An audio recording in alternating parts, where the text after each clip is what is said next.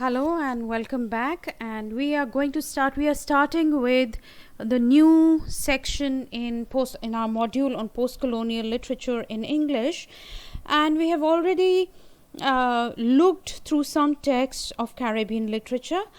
We move on to African literature, and it would be a good idea as you read to kind of keep the text of Caribbean literature in mind, so that we can trace towards the end of this module, we can trace the common points, the commonalities in various post-colonial literatures in English, and then again the specificity of Caribbean literature or African literature or Asian literature that we are going to do after this.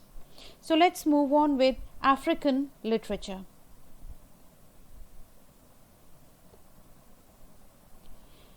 Now, the history of colonization of Africa is a very complex one.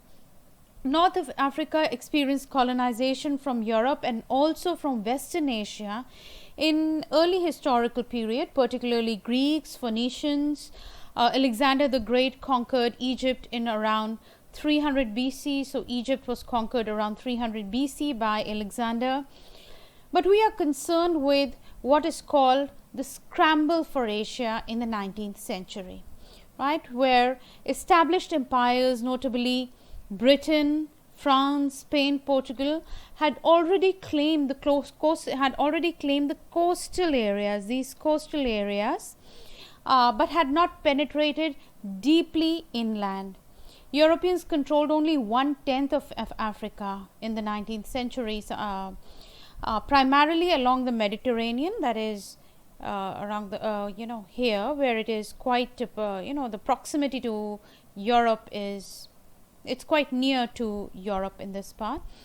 So it primarily along the Mediterranean and in the far south, right, where we have South Africa and Cape of Good Hope, and the ships coming from Europe would kind of pass through Cape of Good Hope go on to Asia, Eastern Asia. So imperialism generated self-esteem all across Europe. We know that imperialism, establishing colonies, trade, it was, on the one hand, it was a commercial enterprise, but it was also we talked about gold and gold, God and glory, right? God, gold and glory. So it was the missionaries came along, but it was God, gold. So the resources from the colonies enriched the metropole, that is Europe, and of course it brought glory, right? That is very important. It increased the prestige of the European nations. The colonies kind of increased the prestige of the European nations, and so there were constant fights, just like we saw in Caribbean literature, the constant fight over the islands between the European powers. The allies of World War I and World War II made extensive use of African and Asian labor, right? During the World War I and World War II, there was extensive use of African and Asian labor and soldiers during the war.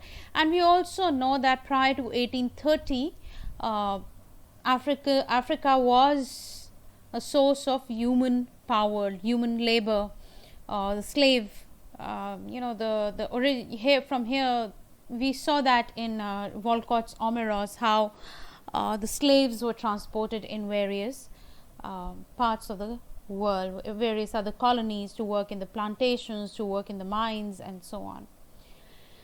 So these are the major powers in 19th century that survived in 19th century Africa: the French, the British, the Germans, and the Belgians, right? So the French, the Portuguese, the French, the British, the Germans, and the Belgians exercised the French, the Germans, and the Belgians exercised a highly centralized type of administration. They called it direct rule, right? It was a direct rule, which was different from the British administrative setup, where they sought to rule by identifying local power holders, right? Aligning with the local rulers, local holders of power, and they encouraged or forced them to administer for the British Empire. So they allied with the local power holders, the local rulers, and somehow coerced, forced, or encouraged the rulers, the local rulers, to work along with, to administer for the British Empire. And this was an indirect rule. So the rule was, it was the same African ruler, but here he was ruling in kind of administering for the British Empire. Unlike French, Germans and Belgians, who were directly involved with the colonies. So France ruled from Paris, appointing chiefs individually without considering traditional criteria, but rather the loyalty to France, right? So they would just appoint chiefs from Paris. Paris established two large colonial federations in Africa. French West Africa, right? Where is West Africa? French West Africa, this part, French West Africa, and French Equatorial Africa. All right. The German areas in East Africa and Southwest. So East Africa and Southwest here. So these were German areas.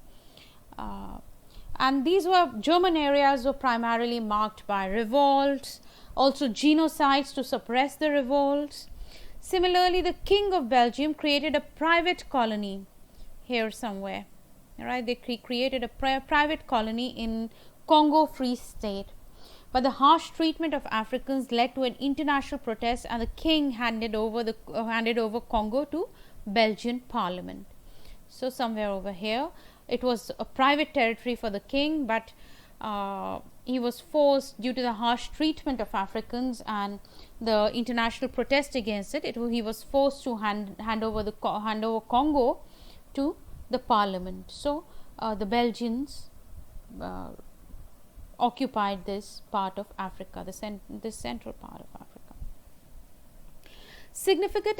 Significant attention colonial powers paid to the there was a significant amount of attention that colonial powers paid to the economics of colonization.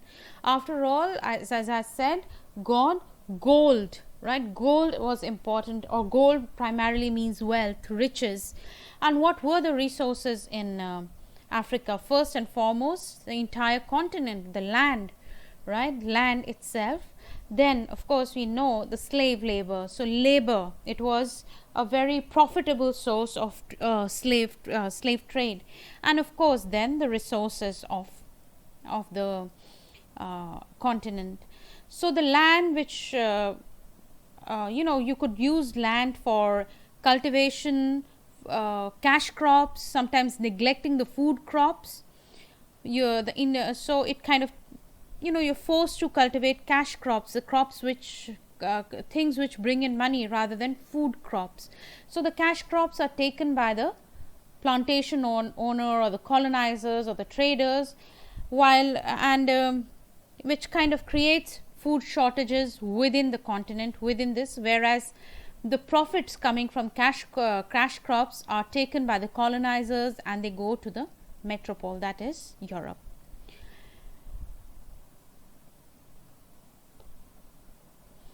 And then, of course, slave labor and all, we have seen that quite a bit in Omeros and also in White Sargasso Sea. Till 1830s, Africa was a prime source of African labor. After that, we have another system coming in, which is not much different from slave labor, the system of indentured labor, where labor was supposedly free, but the conditions were so difficult that it was not much different from slave labor. And here the source of labor was Indian subcontinent. This is post 1830s. Of course, despite throughout this occupation of Africa, or the colonial control of Africa, it was a source of raw material for European industry.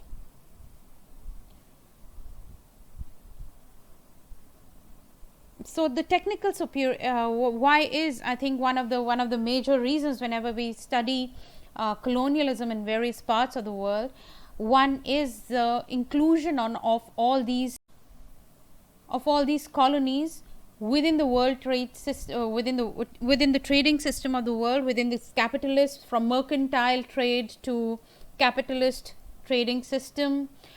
We have already seen, if you remember, but the first initial lectures, how colonialism was a beginning of this global trade where slaves from Africa would go and work on the plantations in America and Caribbeans, where the coffee or the sugar that is produced is then sent to various parts of the world. So that is economics of colonization, and Africa had an what is Africa's role? The resources, the land for cash crops, and then the slave labor. And most of the colonies, it is common across the colonial world, is a technical, conquest and control happened by technical superiority. Technical superiority enabled conquest and control of the colonies. Pro-independence Africans recognized the value of, as we see in the novel, with the rise of nationalism, pro-independence Africans recognized this superiority, this of education, technological superiority, where colonies were lacking and which had given an advantage to the Europeans. And of course, this is important point, and this is important point across all. I mean, if you see in White Sargasso Sea or Omeros, there is the colonial control is supported by a local elite or petit bourgeoisie, right? Small bourgeois class, small class of bourgeoisie, where they kind of exist as an interface between the colonizers and the colonized, and they support, in a way, they kind of just like I just talked about the local rulers, right? The local rulers who administered for the British Empire, and so they are kind of a go-between. They are the intermediaries of the empire, and this class was very important in most of the colonies, right? This is an important class in most of the colonies. We did not see so much in Caribbeans, because remember that we discussed the natives or the indigenous people of Caribbean were more or less wiped out. They disappeared. They were wiped out of the population, so that most of the population in Caribbean is the slaves from Africa or the European colonizers. So most of the population in Caribbean is the population that has gone from various Europe and Africa and so on, or Asia later on, as indentured labor. However, in other parts of the world, as we will see in the novels that we study, there is a local elite which exists as an intermediary, and they have to play they have an important role to play, whether it is an educated class of teachers, missionaries, nuns, or the political class, the educated class, which kind of acted as an intermediary between the colonizers and the colonized, and the colonial control was supported by this local elite. Now, there are various theories about African colonialism and its impact, its continuing impact on Africa's politics, economy, and society. One of the African activists, Walter Rodney, describes how Europe underdeveloped Africa in order to develop, in order to enrich, in order to develop the European continent, various powers, the territories of various powers in Europe, like France or Britain or Germany, to develop those areas, to develop the metropoles. Europe consciously underdeveloped Africa to the extent to which Africa was pillaged and plundered by the West through economic exploitation. And he believes that Europe was being developed and Africa was being underdeveloped through the resources taken from Africa. So he concludes that Rodney concludes that the structure of present-day Africa and Europe can be studied through a comparative analysis, and here we can trace it to transatlantic trade and colonialism, And perhaps we can also, in a way, what is implicated within this, I mean, overall we see a greater development of Europe, and which is predicated on underdevelopment, looting, pillaging of Africa. But at the same time, if we see, it also destroys the structures of African society. So if we take in this economic sense, where Africa is being underdeveloped, it impinges on the rights of African women, which are further diminished as an impact of underdevelopment and colonialism in Africa. So colonial African state was divided into two. One state for colonial Europe, it's a bifurcated state, right? That is what Mahmoud Mamdani writes, that colonial African state was divided into two. One state for the colonial European population and one state for the indigenous population. So within one country, within a single country exist two, or within the single continent exist two Africas. One is the Africa of the colonial European population, trading, flourishing, and so on, and the other is the Africa of indigenous population, underdeveloped, poor, ridden with poverty, hardship, and so on. The colonial power was mainly in urban towns and cities, and they were served by elected governments. So, as I said, the rulers, the role of local elite in administering the colonial power. So, colonial power in urban towns, and it was served by governments. The indigenous power was found in local rural villages and were ruled by tribal authority, which seemed to be more in keeping with the history and tradition.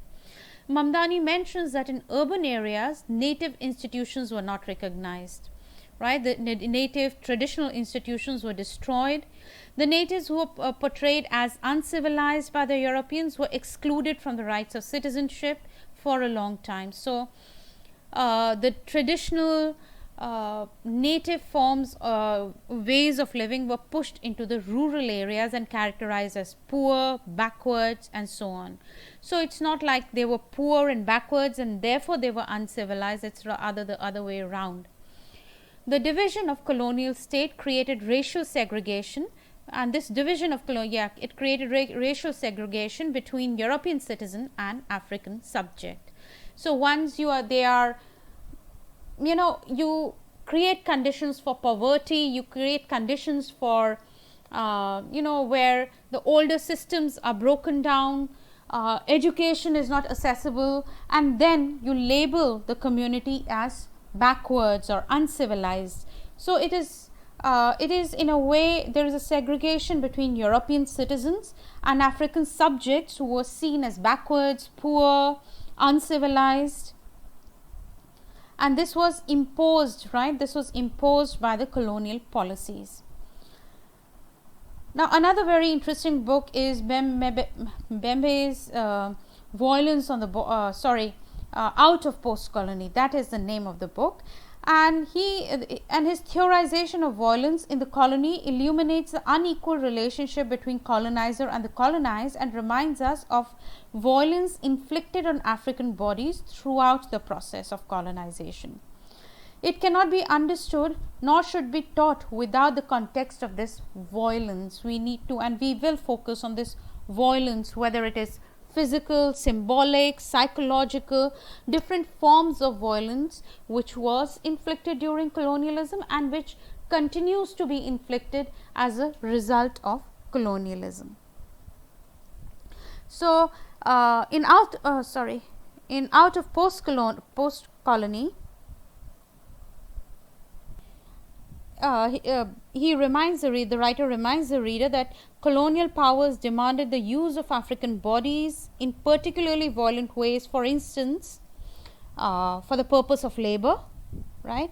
For the purpose of labor, for sexual exploitation and various other forms of exploitation.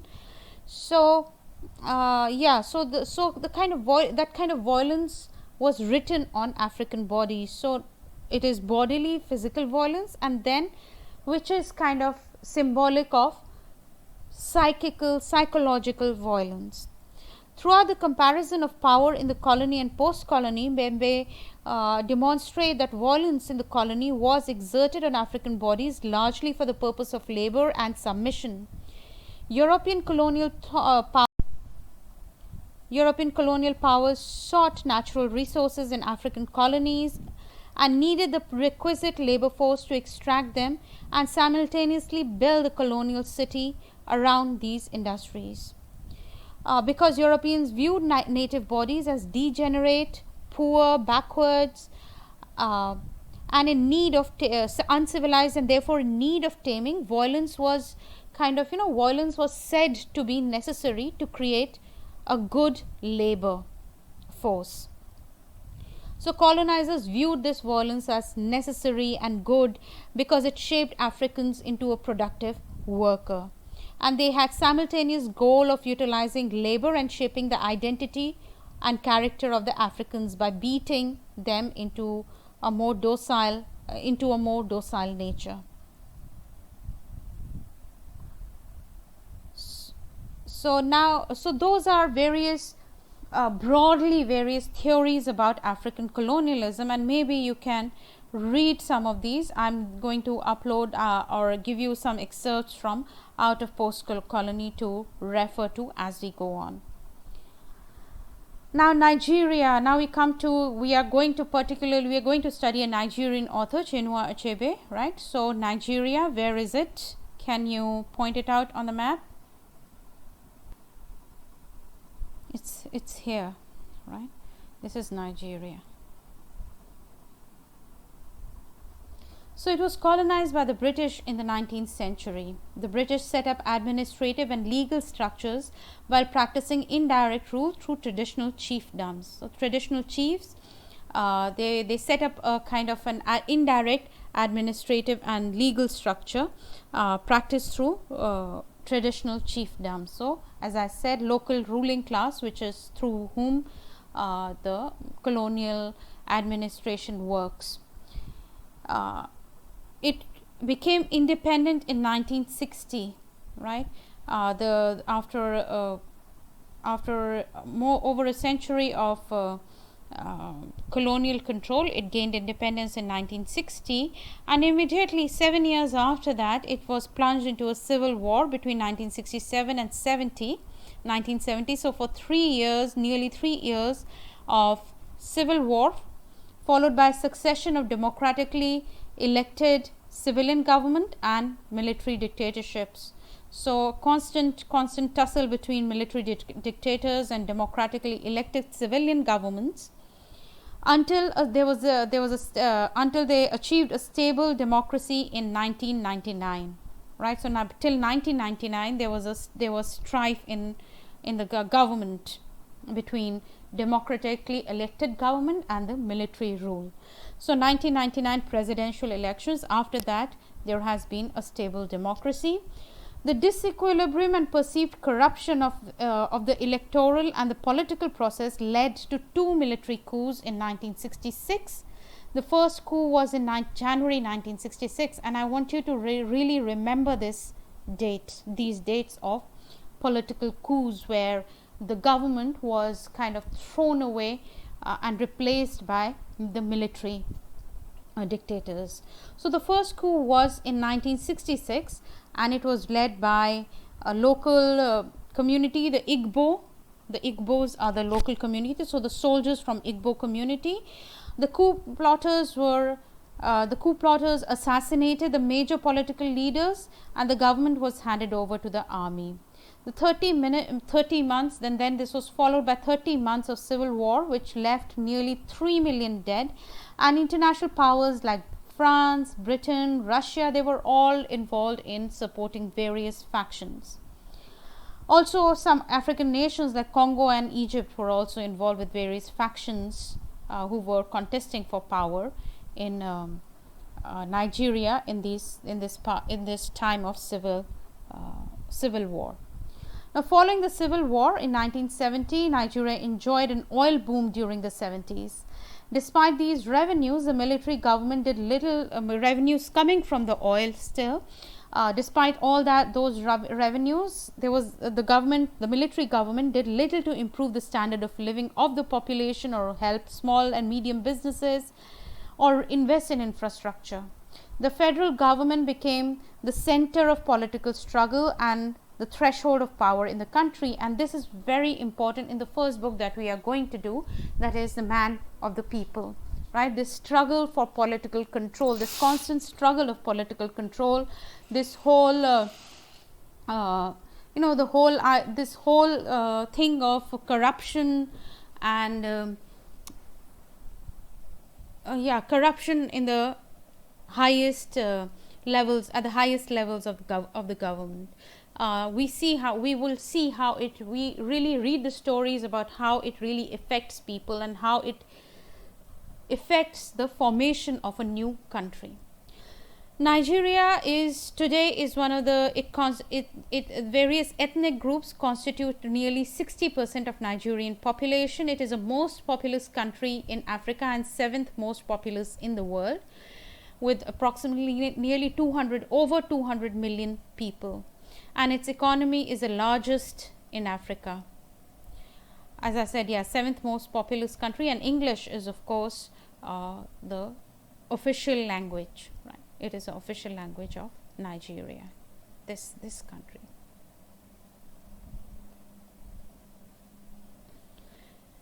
Now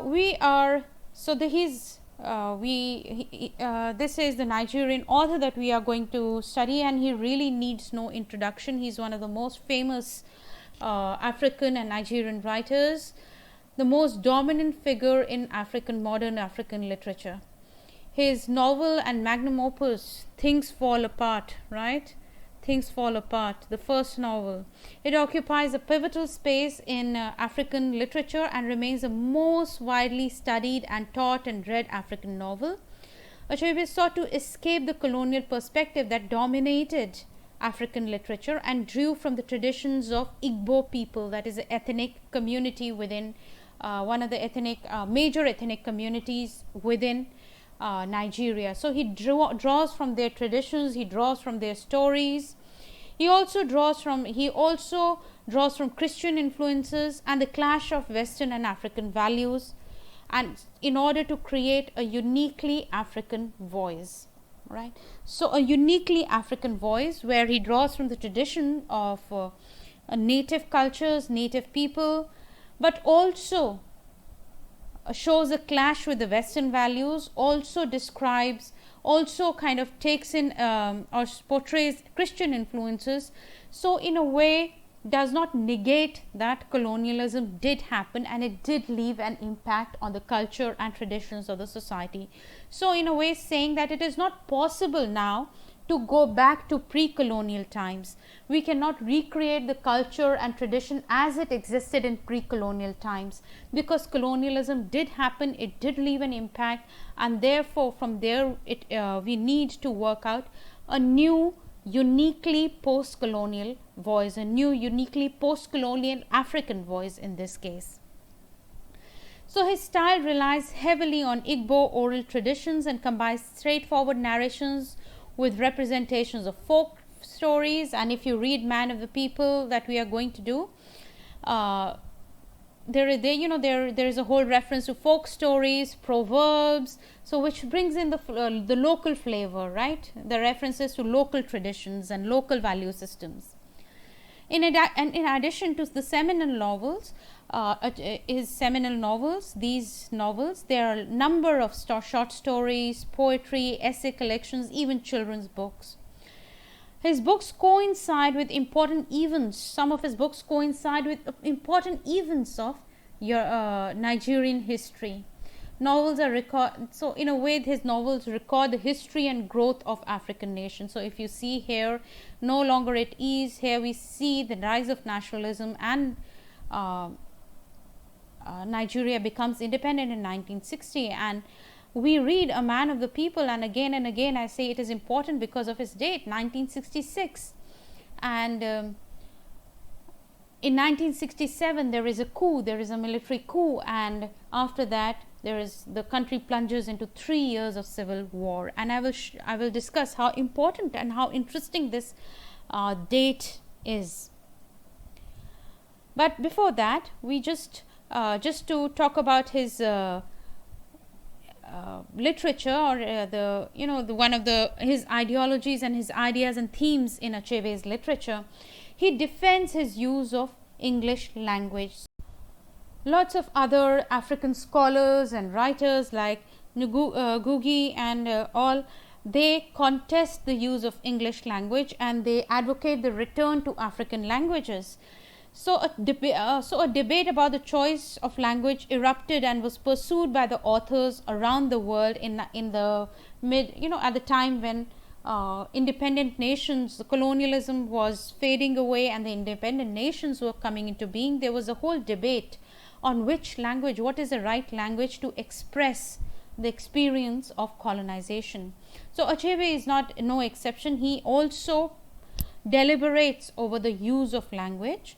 Indeed, because of his subject matter and insistence on non-colonial narrative point of view, right? He is going to have a uniquely African voice. That is his. That's what his literature is about. So, for uniquely African voice, he found his novels and decisions. So, his decision to write in English was interrogated with extreme scrutiny. Right? How can you write in a uniquely African voice in English language? So, one school of thought championed by Kenyan writer Ngugi urged the use of indigenous African languages, English and other European languages, Ngugi said in 1986, were a part of neo-colonial structures that repress progressive ideas. Achebe chose to write in English, and in his essay, The African Writer and the English Language, he discusses how the process of colonialism, for all its ills, provided colonized people from varying linguistic backgrounds. They provided, this diverse communities, diverse African communities, diverse Asian communities. Despite all the ills, colonialism provided a language, a common language, a language with which to talk to one another. As his purpose is to communicate with the readers across Nigeria, he uses one central language enjoying nationwide currency. Using English also allowed his books to be read in colonial nations.